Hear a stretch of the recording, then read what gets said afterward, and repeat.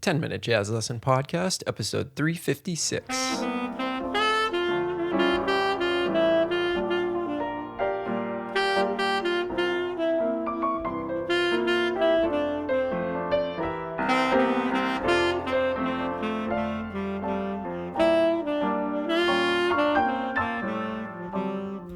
Hey everybody, welcome back to episode 356 of the 10-Minute Jazz Lesson Podcast.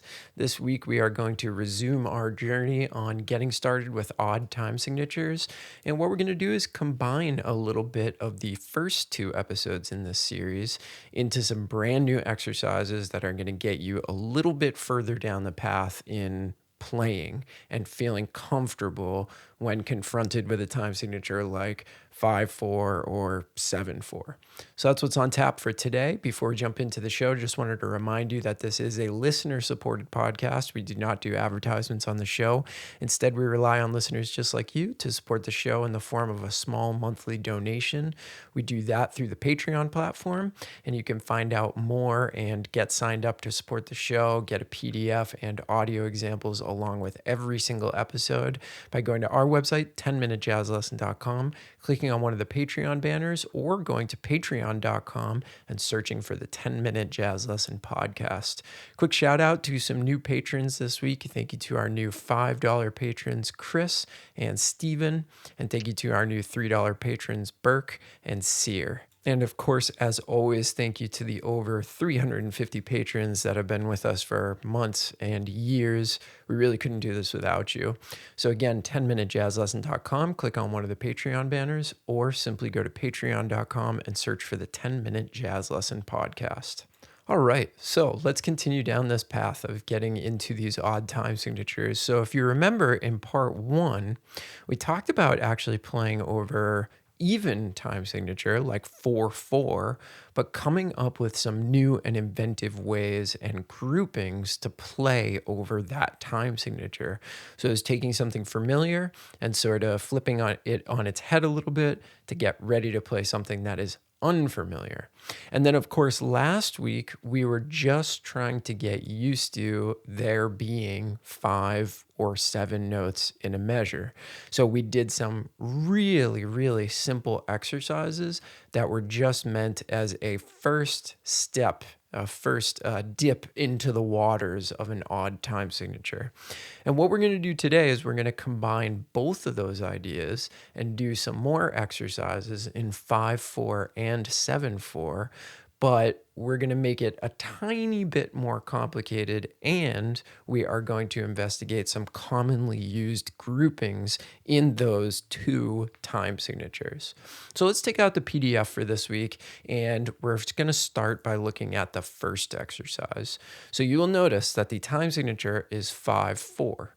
And one of the first things that I want to present to you is a lot of the time in 5/4, we do a grouping of 3 and a grouping of 2.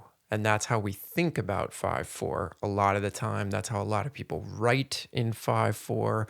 So it would be good to get used to this.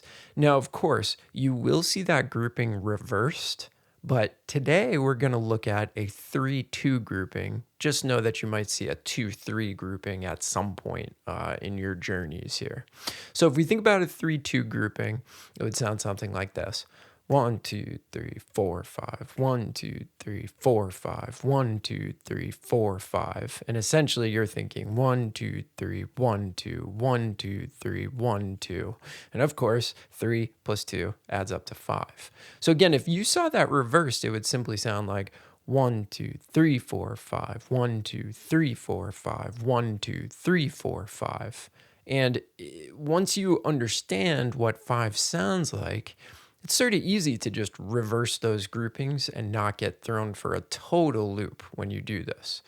So what we're doing is we're taking that idea of kind of like a clave, and what we're going to do is we're going to set the 3 and 2 groupings, one note each, to a major scale.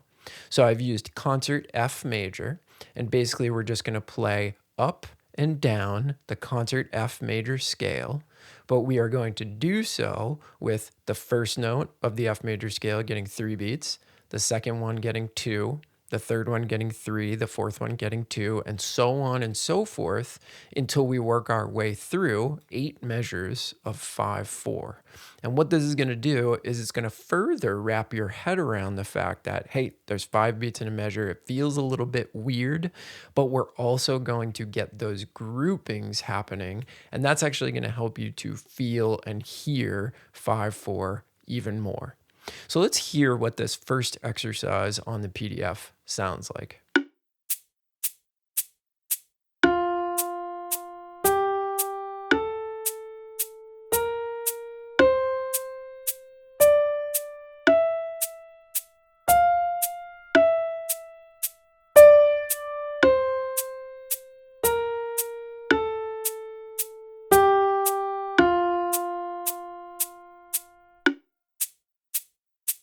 So you can hear that's not your typical way of playing a scale because it's not even. And we're also used to playing our scales da, da, da, da, da, all even. Regardless of what subdivision it is, we're very, very used to playing it just evenly. Okay. So that will be a challenge for you if this is brand new to you.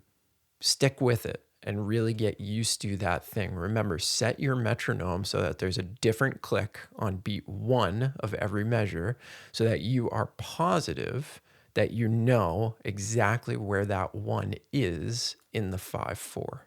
Okay, so now let's take an idea from part 2, and we are going to play these scale patterns that again move up the concert F major scale, but we're going to play them again in groupings of the 3 and the 2.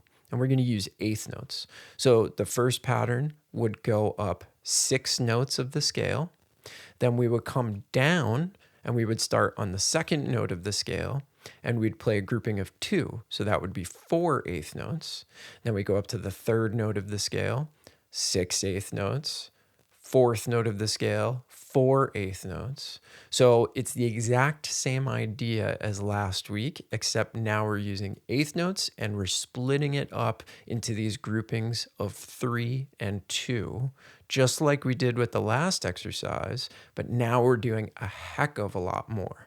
So if you're not ready for this yet, don't worry about it. Make sure that you're really, really comfortable with exercise number 1 before you move on to exercise number 2 for this week. Let's check out what this one sounds like.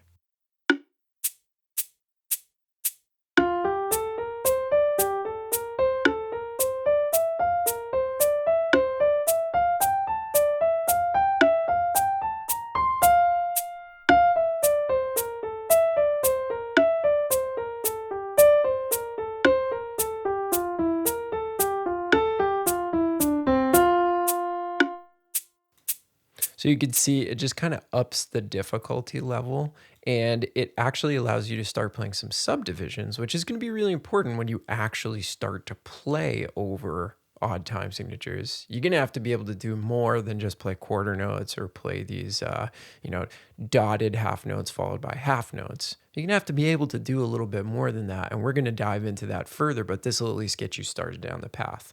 All right, so now we're going to do the exact same thing, but in 7/4. So a very, very common way of grouping 7/4 is 4 and 3. So 1, 2, 3, 4, 5, 6, 7, 1, 2, 3, 4, 5, 6, 7, 1, 2, 3, 4, 5, 6, 7. Now again, that could be reversed. It's not all that common. Well, at least I haven't seen it very much to reverse it. 1, 2, 3, 4, 5, 6, 7. 1, 2, 3, 4, 5, 6, 7. Another grouping that I've seen in 4/4 would be 3, 2, 2. 1, 2, 3, 4, 5, 6, 7. 1, 2, 3, 4, 5, 6, 7, 1. And if you understand some of these more common groupings, you can just adapt these exercises to that. So again, we're going back to the concert F major scale. This time we're going to do it in a grouping of 4 and 3 up and down the scale.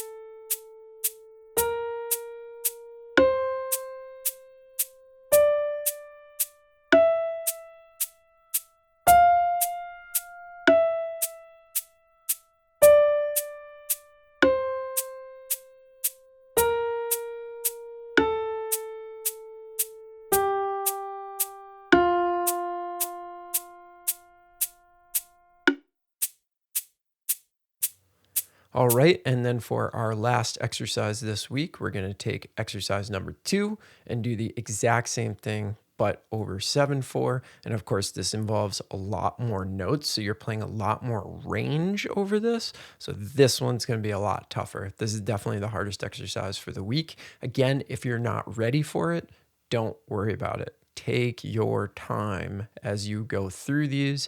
Make sure you understand what it feels like to play 5/4 and 7/4. Then and only then do exercise 2 and 4. But here's what exercise number 4 sounds like.